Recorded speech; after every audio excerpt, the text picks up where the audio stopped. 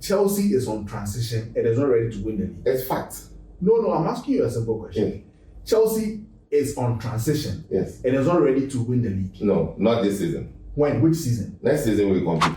Tell me a better CDM than Casedo. In Chelsea? No, in the other EPL. Oh, this season, the 11. Name one. Let's talk. Who? A lot of them. Who? Even McAllister is better than him. McAllister is better than Casedo. Yeah. When? Oh, 10 times. Oh, you see, that's why I'm saying that. When we talk about these things, put your Liverpool hat aside. It's the truth. How? It's the truth. McAllister is better than Casedo. I know. So how can what has McAllister done this season? But what has Casedo done? Hello guys, welcome to the First Half Podcast. My name is Patrick. I'm here with Dennis. Yeah, Charlie. How be my brother? Good. Yourself? Actually, not bad. We did inside, as they say in Ghana. How you doing? Anyway, Charlie, we're here to have a good discussion on Chelsea. Yeah, my team. Yeah. Chelsea is doing very well. Yeah, of course. Chelsea is doing very well, and I'm very impressed. You know, other season I've not really enjoyed Chelsea's game, but this season I actually have time to watch your games. Yeah. And it hasn't been bad. Yeah. But then, so I mean, you have a new coach. Yeah. Who is playing wonderful formation. Of course, some of the boys he came to meet them. Yeah. But he's actually using them very well. I mean, what's your take on your coach? Like an honest take about how he's performing so far, and what you think the future looks like for him. Well, I think from the fact that he's coming from a lower league, which is the Championship, and qualifying Leicester up to the Premier League, there was not a lot of people who thought he would do well because he don't handle such a big portfolio like Chelsea. So not a lot of people knew what he was going to bring. There was talk that his way of playing was a bit one way, and he didn't adapt very easily and all that. But since he's come in, I think he surprised a lot of people. He's actually done quite well. The way he composes himself in the interviews and all that, I think he's doing really well. The team is performing well. The boys are enjoying his tactics and his approach to the game. There are a few things that I think he can do better, i.e. his game management, how when he does substitutions, and how he's using some of the boys, because obviously Chelsea has spent a lot of money to build a squad. So I mean, there's a lot of talent in there. Yeah. So you are saying something which is very profound. Yeah. Enzo comes in. The team has spent so much money. Yeah. They've bought all these players. Yeah.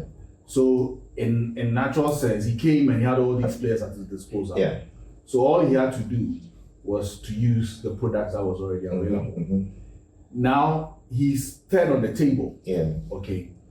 Is he benefiting from the fact that other teams are not playing too well? That is why he's there. Because all jokes aside, in as much as Chelsea is doing very well, they are not playing that good of a football. I know Chelsea. He just said they were. Yeah, I know, but I just said that, but I'm saying that I'm comparing it to where they are on the table. Okay. Yeah, because I've seen Chelsea. Chelsea has played good football this time around, but Chelsea is third on the table. Okay. And not you, but I've spoken to some Chelsea fans who are actually amazed about where they are on the table.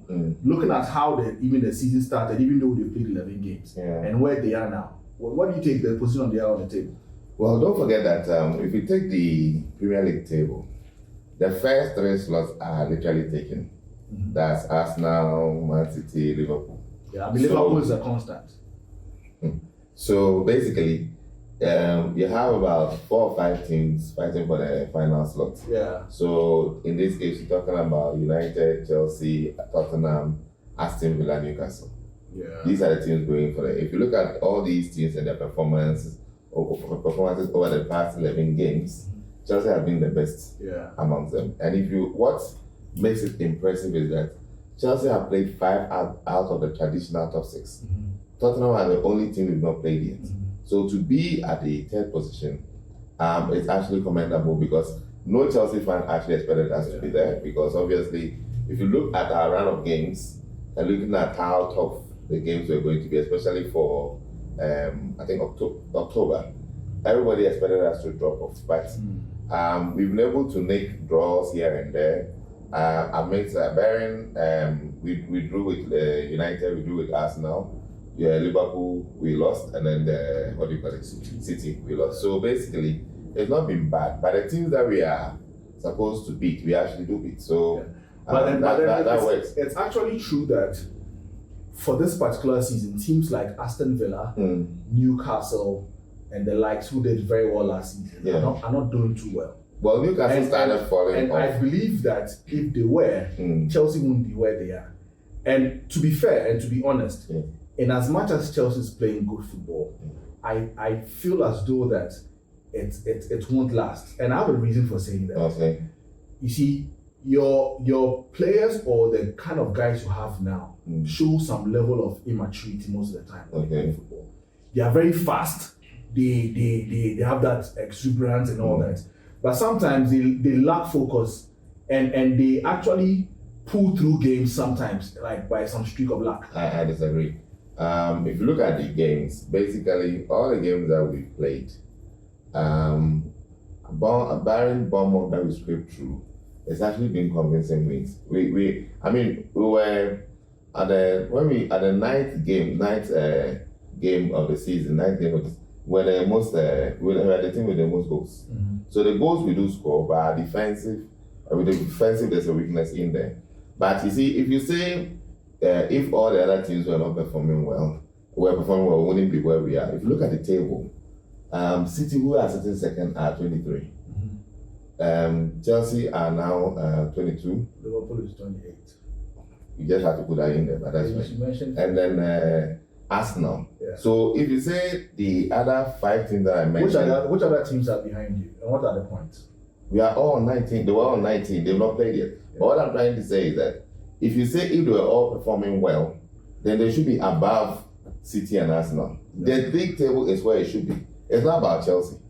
It's where it should be. The performance of the season shows where the league table is. Well, for me, for Chelsea's performance for some years now, if you say the league table should be where it should be, I don't believe that. Because Chelsea has been at 10, 11, 10, 11. So, we've been in transition. For how long? We are the what do you mean transition? Transition means that have a new coach coming in. No. Other teams have new coaches coming in. So when you say transition, we scraped the whole squad and rebuilt. Who asked you to do that? What was the reason? It's a project. You no. What do you mean by that? Listen. You chose to buy new players. Chelsea. And you say you're on transition. Our team. Why are you going through this transition? Our team was kept out of the hands of the owner through political reasons. Okay. Now a new owner comes in and decides to rebuild from scratch. None of the teams that we were competing with before this rebuild, we were up there. You understand? We were with the Liverpool, Arsenal. We were always in the Champions League, and we won. Then again, of course, we won the Champions League in 2021. But here's the situation whereby we are rebuilding. The owners gave themselves 5 years to rebuild. It has. When the coach talks, you hear that he said that it's actually coming faster than he thought when he came in. He thought he was going to use. Nobody has asked him to fight for top 4. Nobody has asked him to. Every coach comes into a team to rebuild.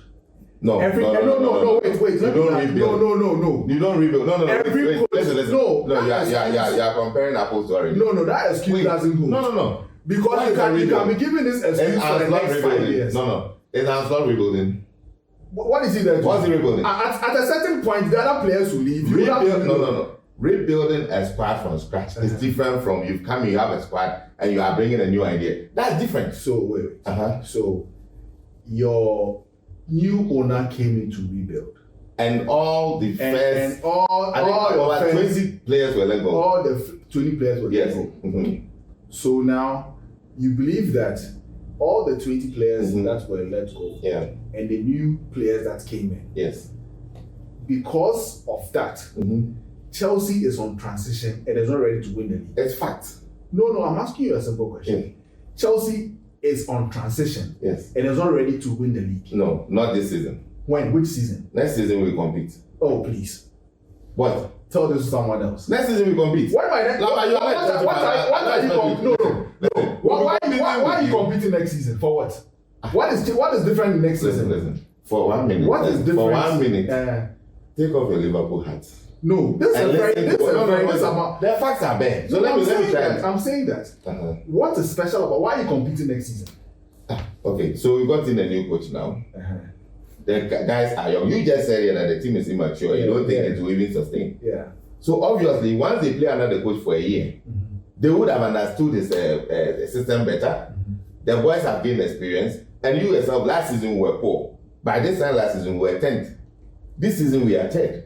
If you're able to get Champions League, that's a development. So next season, if we bring in a good goalkeeper, probably a defender, and a good striker, of course we compete. Did you say this season you are third?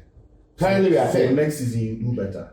I didn't say this season. I said if you're able to get Champions League this season, so if you don't get that will be development. If you don't get Champions League season, what happens next season? To me, it's a failure. And you still because you will compete next season. When the coach came in, even the owners understood that. Listen, we've been through the trenches. Where we are now, we need to steady the ship. Yeah. Give us a philosophy. Let's play good football, and then we build on that. Nobody gave him a target that you need to definitely win the champion, be in the top 4. So where he is now, basically, even he said that there's no pressure on me to actually deliver Champions League football. But the boys have responded very good to his philosophy, and it's working. If you say Chelsea are not playing well, what are you using to say? So the target is not top 4 this season for Chelsea. He's not been given that, but fans believe that. So what target has he been given? I just said that. He's been told that you just came in. We have a good group of players. Try and build relationships, build good football, and then we build from there. That's what he said. Okay, all right. So let's move on from that and let's see how we are still on Chelsea actually. Oh, we want to Palmer. Yes. I have watched the boy. Brilliant. Yeah, brilliant because. It's been a while since in the EPO we had such a young English player who has that flair, playing like very good football. Now there have been talks that he's one of the best players currently in the EPL, and in fact people are linking him to be possibly going to the Barcelonas and Real Madrid very soon and whatnot. But I just want your take on his performance. I mean currently, and for me the thing I fear now is that. You know how the English media goes. My fear is that it might get to his head. Now, bear in mind that for the few games recently, he has not really shown up. So I want to know your take on his performance and how his future looks like in Chelsea. Palmer's a fantastic player. I think when he came in, I think he was even signed on deadline day because nobody really knew much about him. I mean, with regards to Chelsea. So when he came in, the whole idea was for him to basically just be a squad player. But last season, literally, he carried the team. And he was fantastic. Last season, Yeah, he carried the team. I mean, basically, it was fantastic. One thing I like about him is that he looks like he's not really perturbed by the outside media. It doesn't really get to him. The pressure is not really getting to him. He's just doing his own thing. Oh, he's very level-headed. You should try and look for some of his interviews outside the game. And he's a very, very cool guy. And he's not letting this get to him. What I don't like is that the English media has this way whereby they really hype the player to such an extent that they are using his own standards against him. There's this talk that he's not been showing up in big games. But if you look at it last season, I think with all the top 4, the top 6 teams, he scored against them. You understand? So this season, was the hype the same as last season? This season is actually higher. But the whole idea this season is that if you look at the way he's playing, teams are now planning for him. I agree with you. I mean, the coach basically said, make sure that no ball goes to him. So you realize that even if you see that teams are basically putting him down more, they are taking him more and all that. So he needs to mature to that challenge as much as possible. When you talk about him leaving, he just signed a new contract. He has a 9-year contract with Chelsea. So it's going to take an arm and a leg to be able to take him out of Chelsea. So going out of Chelsea is not a challenge now. I think he's going to come good because the performances show he has the talent. You get it? So it's about the coach building the team around him and letting him do his own thing. But the hype is what makes, if he has a bad game. I mean, even Messi has a bad game. You understand? But I don't see why for a 20 or 22-year-old, if he has such standard for himself and he falls below it, he doesn't need to be criticized as much. But I think he's still going to do well. But I think the coach should pay a lot of attention to him and manage him well. Yeah. I am still concerned about the hype. Yeah. I mean, we both know how the English media is. I mean, they did it to Saka, Rashford. So if you are not a level-headed person, and sometimes no matter how level-headed you are, the media can really get to you. Yes. Yeah. So I think Enzo should see him as a gem and pay a lot of attention to him. The good thing or else it's going to really get to him. The good thing is that Enzo has known him for a long time since City. He was playing him in the youth because he was a coach. Yeah. He was playing the youth, so he knows him very well. So even there are interviews where Enzo has come out and said that what he likes is that the boy is such a level-headed boy that these things don't really. I mean, the coaches always say good things about their players. So. But the point is that I'm not seeing anything that he does that really tells me that it's gotten to him, because basically he still plays his game, although primarily is getting more fouled and all that. He's still doing what he does, scoring goals and then providing chances and all that. So I don't think anything much has left his game this season. If anything, he's still on track to even do better in terms of goals and assists than last season. Well, we all live to see. Let's see how. It's a long season, like you always say. So let's see how the season goes. Now there's this one particular player in Chelsea. Yeah. Which at a point I felt as though that he really disrespected Liverpool because it pains. Oh yeah. Yeah. But then I think when he got to Chelsea, his first season wasn't the best. Yeah. Now this season he's doing very well. But then I'm hearing things as he's one of the best central defensive midfielders and stuff, which I find very awkward. Okay. Because in as much as he's doing very well, even in this season, to be fair to him, at the beginning of the season, he had not really picked up that way. I think it's the last 3-4 games is when. No, you've not watched it. No, I've watched Casemiro. You've not watched it. You've not watched Dennis, no, let me land. You know, so I feel that just like how we're talking about Palmer, you see, we are putting some kind of unnecessary recognition on these players. Okay. Because in as much as Caicedo plays very good football, I mean, when we talk about top central defensive midfielders in the EPL. Okay, you finish. I don't see how he's being looked at as one of the best. That's never been what is being said. I mean, please. That's what been said. They say even you yourself. It's context. What they have said. No, have been saying that all the time. Every football pundit will tell you that this season, for the 11 games that we played, tell me a better CDM than Caicedo. In Chelsea. No, in the EPL. This season, the 11. Name one. Let's talk. Who? A lot of them. Who? Even McAllister is better than him. McAllister is better than Caicedo. Where? 10 times. You see, that's why I'm saying that. When we talk about these things, put your Liverpool hat aside. It's the truth. How? It's the truth. McAllister is better than Caicedo. I know. So how can what has McAllister done this season? But what has Caicedo done? What has Caicedo done? Listen. No, okay. Now let us know why he's being seen as one of the best central defenders for this. It's about the way he commands the midfield. Almost every team that we played against, he controls the midfield, even against you guys. I mean, pay attention to the games. Caicedo this season had outperformed almost every, and the man of match, whatever he's been winning. What are you talking about? This season, I mean, I don't expect, you're a Liverpool fan, so I don't expect you to agree. But do your checks. And you realize that when it comes to the most interceptions, most,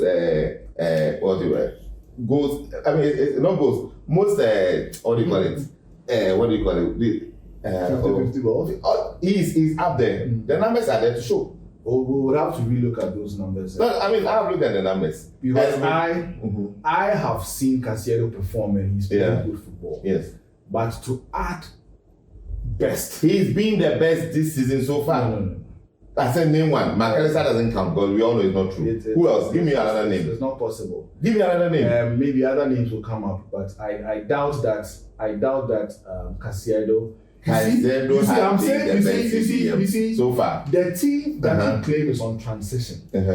Yes. And the kind of hype and pressure you're trying to put on those. There's no pressure. It's not me saying this. This is out there. No. Oh no, this is out there. Just check. Yeah, well. The numbers, you see, the good thing Because- about being a CDM is that you have numbers to show. And you realize that for all the metrics that you use to measure CDMs, he's on top. So what do you say to that? I still feel as though that he has a lot to give. No. You are not saying that he's the best in the EPLO. So far this season, the 11 games that we've played, he is. Give me who has been better. But you see, the point is that you see, Caicedo comes from last season. Yes. And I'm saying even this season, Dennis, when the league started, he was not playing as good as he's played for the last games. You not watched him. I'm a Chelsea fan. I watch him every day. The same way I don't know nothing about McAllister or whatever. So if you don't know nothing about McAllister, when I say it's better than why is because the numbers are there. McAllister's name doesn't even appear in the top 5. So let's move on to this, because you see, we for me, regardless of the arguments we're making, I still believe that Chelsea is doing very well. Yeah. I mean, they are where I didn't expect them to be. Of course, And aside me being a Liverpool fan, okay, so I didn't expect them to be but then their performance against big teams has been quite impressive. Because we're always looking at Chelsea having more of immature players as against the big teams who are all the mature, which they do, mature players. But then what's your take on those games they played so far? I think for some of the games, I think what happens is that they overthink it, so they hold back a bit. There's fear, and that's where the inexperience comes. Because, for instance, the game against United was there for the taking, and they should have basically gone into win, but they held back. I don't know why. The players didn't show up the way they should. So you can see that the Old Trafford, whatever, got to them. Are you sure? Of course, it did, because that they didn't play well. That thing is not there. That theater of dreams, Old Trafford. No, but when it comes to big games, players will show up. And then even with your game, it was naivety. They played well, but I realized that when it got to the second goal that they conceded, total naivety. As soon as we scored, that chance came, and it was just defensive error. That one was there. If you look at the Arsenal game, for instance, the goal that they conceded, total naivety. Look at the space that Martinelli had to control the ball, and no defender was even close to him. This is the first goal. Yes.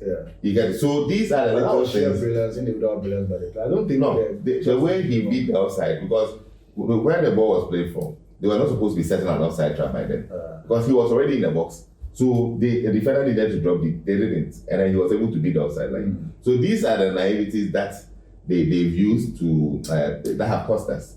But I believe that that's where the experience are built. When the confidence is built up, I think that next season or even the second half of the season, they will show up better than they did in the first half. Okay. But so this is one thing that really disturbed me. Initially when Reece James went on injury, and he came back, immediately he was put into the team. I kept on saying that. This was a bit too hasty. And now your guy is injured again, and he's one of the experienced players in your team. I don't know how going forward whether it's sad. I think it's quite unfortunate. The fans and the football world have not been fair to him, because I don't think any player chooses to get injured, and for whatever he's going through, even the psychological battle that he's facing. I mean, right now, why people are bashing him for getting injured? Crazy. People are actually asking for him to be sold. Because is that unfair? It is. Why? Because basically, he's given everything for the club. And but he's injury prone. So why if the people are saying he should be sold, what's wrong about that? No, but you can manage it. How? Why can't you manage it? This is your captain, first of all. And secondly, this is not something he chose to go through. One thing I realized. So the point is that if you give him time, and then it doesn't happen, fine. But anytime he's given enough time. No. Listen, there's somebody who grew up in Chelsea. It doesn't matter. We have. You put emotionally. We are doing business. It's not about business. Then what's it about? One of our own. So we stick with him to make sure that he gets better. The club has to give everything to get that boy. Till when? Listen, he's world class. He's the captain. Till when? Till he's better. But he got better. He had another injury. If for now, Reece James can give Chelsea 15 to 20 games a season, we'll take it. Because those will be fantastic. We will take it and make sure that he's getting to the point where he'll be fit enough to give us the whole season. I agree with you. Yeah. But I feel as though that at a certain point, a hard decision will have to be taken. No, but you see, because the point is that his form has not dropped. Nobody's saying when he plays well. Nobody's saying so. It's up to the club to find the best solution to that injury. It's not his fault. What's the best solution to his injury? It's a hamstring injury that keeps reoccurring. Yeah. So they have to find a way. I don't think it's something that's supposed to be chronic. And if Reece James has to play one game a week for you to be able to maintain it, you do that. You don't need to play him in every game. You just manage him for the best games, for the important games. That's what I think. But I don't think that, you see, we've seen players who get injured, you sell them, and then they go, and then they outperform. I remember when Kante was getting this knee injury, I think it was a knee injury or hamstring injury. Yeah, it was knee Kante. It was chronic. And people say, oh, let him go now. I think he has gotten to his time, he's old or whatever. Now he's going to the Saudi League and he's playing every weekend, it's fine. Then now you bite your finger and you let the work that there. Of course, look. The pressure in the EPL, you can't compare to the Saudi. It still doesn't give you an excuse to lose a player like Kante. No, but I'm saying that, Reece James is good. Yes. He's not a player that the Chelsea club can easily let go. Yes. Regardless of the emotions, comments, and all that out there, I doubt that they'll let him go now. No, he won't. But they'll look at the future, they might have to take certain decisions. Players that, let's look at, a player like Nkunku. Nkunku is an amazing player. Yeah. But he's not getting enough play time. And it's such a player for me. Yeah. If he says he wants to go, I doubt that he's such a player that even the Chelsea club or the management should be letting go. Yeah. Like how we're talking about if Salah should go and he's somebody that he should actually be persuaded, should be held on to. Yeah. Because in as much as he's not getting enough play time, I don't think he's a player that Chelsea should let go. That's why I said earlier about Maresca's man management. I feel sometimes it's a bit too rigid. You have talent in the squad. So I believe that for whatever it's worth, you need to balance the game playing time so that at least everybody can get a bit.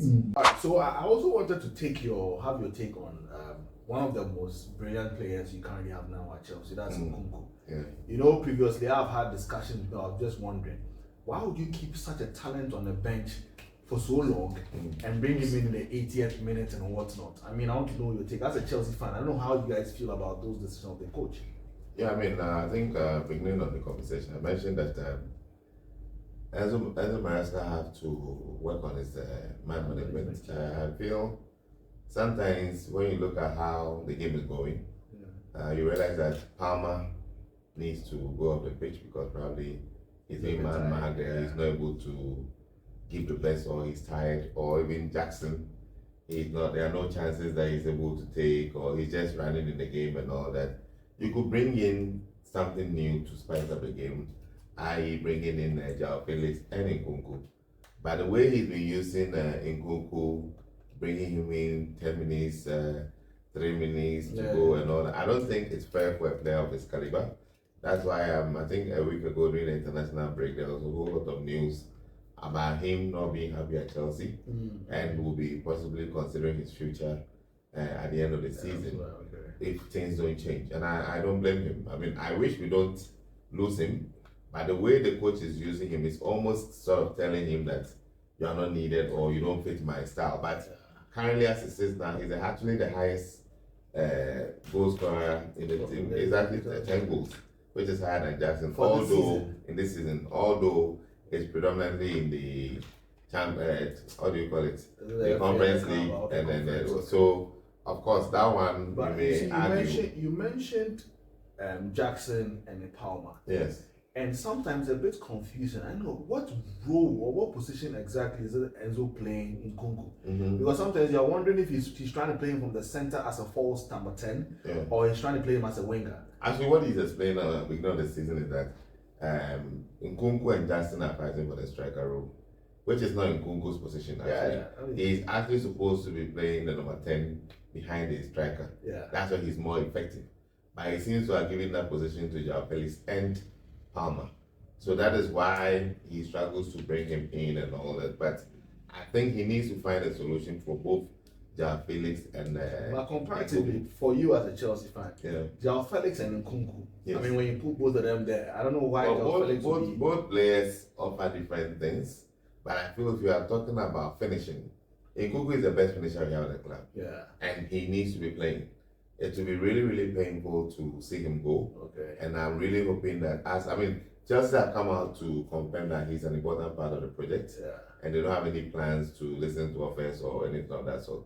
So I'm just hoping that, now that he has actually shown that he is not happy, yeah. the coach will sit up and see how he can fit him in. Even the 60th minute, bring him on and let's see what.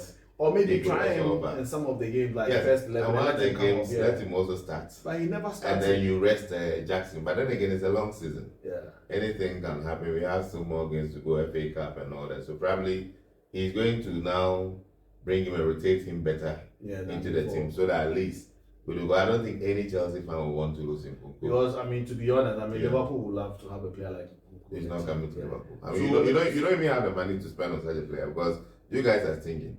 So I don't see you. When you were coughing up over 100 million for Caicedo, I didn't know whether it was a bluff. But no, I think there was no way we're going to spend so much on Caicedo. He didn't deserve that much. You put it on the table, and we came into I just feel as though But hey, if Nkunku chooses to leave, Liverpool is always ready to go. I think definitely we'll find. But he's a good player. I watch him. Like, yo, if any coach gets this guy, he'll be in the first 11. Yes. And he'll play very well. I don't know why he's putting Jackson so far ahead of Nkunku. I think both of them offer different things, and he needs to find a way to balance it out, because in the past, I've been Chelsea. Even when we had Drogba, we've had Anelka, we've had the gentleman we brought from your team, the player, what's it called, Torres. Yeah, we've always had players with different styles that complement Drogba. So even if you want Jackson to be your first striker, I think Nkunku can still play a major role for Chelsea. His rotation should work much better. It should improve. Yeah. So guys, it's been an amazing discussion. We've spoken a lot about Chelsea, and we've had our opinion. So we want you also to share your opinions down there. Various information you want to give us, share your opinion. Let us know what you think. I'm a Liverpool fan. I might have said some things that favors me, of course. He's a Chelsea fan. He said a lot, which makes much sense. But we always want to hear from you guys as well, and we're always ready to listen to what you have to say. Thank you, guys. Thank you. Cheers.